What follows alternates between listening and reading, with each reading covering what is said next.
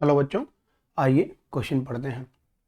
12 different coplanar forces all of equal magnitude maintain a body in equilibrium, then the angle between any two adjacent forces is। Option दिए गए हैं। देखिए, सबसे पहले बोला गया बॉडी इज इन इक्विलिब्रियम और 12 different coplanar forces all of equal magnitude. That means अगर कोई भी बॉडी इक्विलिब्रियम में है, that mean F net on the body is zero. अगर F net on the body zero है, that means F net will be vector sum of f1 plus f2 up to number of forces if you have n forces. और ये हमारा क्या आ गया, zero. तभी body किस में होगी, इक्विलिब्रियम में होगी। तो all of equal magnitude, magnitude सबका क्या है, सेम है। सारी की सारी कोप्लानर फोर्सेज है और कितनी गिवन है, 12 forces, different coplanar forces equal magnitude की दे रखे हैं, डायरेक्शन अपोजिट है। तो हमें बताना है angle between any two adjacent forces is. तो अगर नेट फोर्स जीरो है तो हम इसको प्रूव करने के लिए या इनके दो साइड्स के बीच एंगल निकालने के लिए एक रेगुलर पॉलीगन कंसीडर कर लेते हैं। तो बना लेते हैं पॉलीगन। देखिए, ये एक साइड है, पहली साइड इसको मान लेते हैं ये ए पॉइंट और ये बी पॉइंट। ये पहला वेक्टर, ये टेल हो गई है, ये हेड है, ये फर्स्ट है। अब एडजेसेंट साइड है, उन दोनों के बीच एंगल बताना है। तो एक और साइड, अब नेट फोर्स जीरो है तो क्लोज पॉलीगन में ऐसा होगा। तो हमने क्या किया, एक और फोर्स ली, ये हमारी सेकंड फोर्स है। इस पॉइंट को हमने डी कंसीडर कर लिया। अब इन दोनों के बीच ये दो एडजेसेंट फोर्सेज हैं, इन दोनों के बीच एंगल मान लिया, कोई एंगल है अल्फा। इस अल्फा की वैल्यू हमें बतानी है। 12 डिफरेंट फोर्सेज ऐसे ऐसे, तो ऐसे ऐसे अगर बनाऊंगा मैं इसको क्लोज रेगुलर पॉलीगन की तरह बनाएंगे तो ऐसे कुछ स्ट्रक्चर बनेगा। ये हमारी एक साइड nth साइड हो जाएगी जो कि इसको क्लोज करेगी।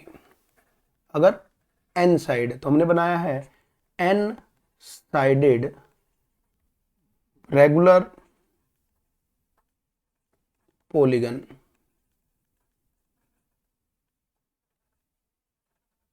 तो अब देख लीजिए, अब सेंटर पे ये इन्होंने एंगल जो है वो सबटेंड किया है थीटा। ये एंगल कंप्लीट हम थीटा ले लेते हैं और ये ड्रॉ किया है हमने परपेंडिकुलर। अब देखिए जरा, इस केस में जो थीटा होगा, ये पॉइंट सी है, सेंटर पॉइंट मान लेते हैं। इस केस में जो थीटा होगा, theta is given by 2 pi divided by number of sided. 2 pi is 360 degree upon number of sided, n is number of side. तो हमारे पास कितनी वेक्टर्स हैं, 12 फोर्सेज हैं, तो हर एक को इक्वल लेंथ का, इक्वल मैग्नीट्यूड का माना गया है, तो डिवाइडेड बाय 12। तो theta in the case will be 30 degree. तो ये जो थीटा है ये हमारा आ जाएगा 30 डिग्री। ये कहाँ पे आया, सेंटर पे, ठीक है। अगर हम दो एडजेसेंट के बीच एंगल निकालना चाह रहे थे, दैट इज ये वाला एंगल अल्फा, तो हम ये प्रूव कर सकते हैं थीटा ही अल्फा के इक्वल होगा, यानी theta is equal to alpha होगा। तो अगर theta is equal to alpha होगा तो हमारा आंसर आ जाएगा। तो theta is equal to alpha के लिए देखिए यही हमारा आंसर भी होगा, theta is equal to alpha 30 degree. इसको प्रूव कर लेते हैं। देखिए यहां से ए बी सी एक एंगल बन रहा है यहाँ पे, और सी बी डी ये एंगल बन रहा है, प्लस अल्फा, तीनों 180 degree. Angle A B C plus C B D plus alpha, एक लाइन बन रही है यहाँ पे, देखो ये वाली, इज इक्वल टू 180 डिग्री। अब देखिए जरा, ये हाफ हो जाएगा एंगल थीटा बाई 2, ये 90 है तो 90 माइनस थीटा बाई 2, और ये भी 90 माइनस थीटा बाई 2।